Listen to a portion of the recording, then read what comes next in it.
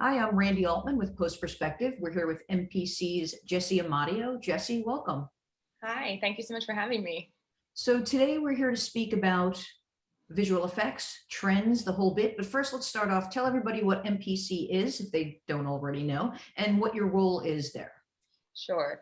Yeah, MPC is a global post-production visual effects studio. We've got offices in LA, New York, London, Bangalore, Montreal, all over the world.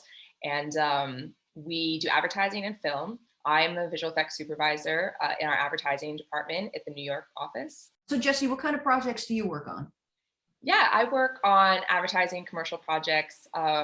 We do a lot of creature work and a lot of full CG lately because of the limited production that happened in the last year. Uh, yeah, we work for all kinds of big brands. We're doing product stuff, but then also just like larger campaigns for the Olympics, Super Bowl, all that kind of stuff. It's been actually a pretty busy year for us, and we've done a lot of great projects. Yeah, visual effects is one of the areas that really excelled during the pandemic. So how did your workflow change? Were you all sent home? How are you working? Are you dialing into computers and stuff at the studio? Do you have your own stuff at home? Just explain all that. Yeah, of course. We went remote.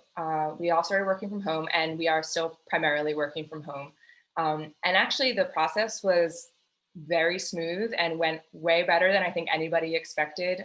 We were able to remote into our machines that are still in the office, and we're just operating from our own kind of workstations, but dialing into those computers. And in a way, it's just easy actually to work together with this, the ability to screen share and everybody can be on the same calls, and you're not all cramming into one room trying to get a look at the monitor. Everybody has like equal ability to see what's being worked on, and we can kind of share files back and forth super quickly. And it's actually been a fairly collaborative way of working, and we have gotten a lot of actually fairly large projects accomplished while working from home, which I think maybe surprised us. But now we feel pretty confident about like we could take on any kind of project in this way if we had to from in the future.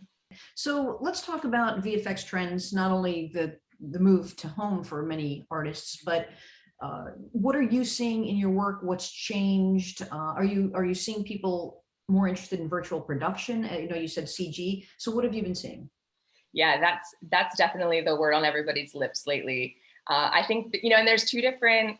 I mean, there's many. It's a big umbrella term, and there's a lot of ways that it can be approached. I know that during the pandemic, MPC was getting involved in virtual production in a more kind of like a multi-user editing sort of way, where we were doing full-scale previs and animatics with directors on the call, using Unreal and real-time engines to kind of block out these full CG shots or rather full CG spots that weren't able to have a real shoot, even though maybe one was planned originally. They turned into full CG commercials, and so that's something that we can do a lot easier now.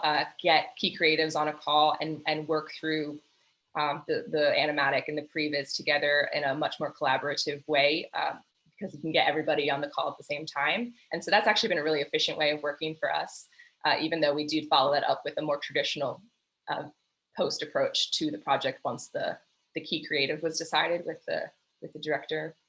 But also we're moving into the more LED volume type of space. That's something that everybody's asking about. It's something that we're internally training on, and making sure that that's something that we can offer to our clients. And I know everyone's really excited about it. I was able to participate in the Unreal Virtual Production Fellowship earlier in the winter.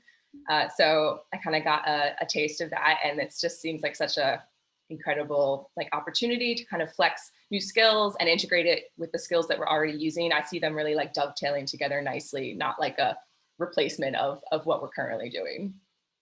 That makes sense. So do you see that sort of progressing through the next year or two? What other trends are you seeing that you feel will still be going on? What do you see might happen? Do you think that you'll still be working from home in some way? Do you think there'll be a hybrid model?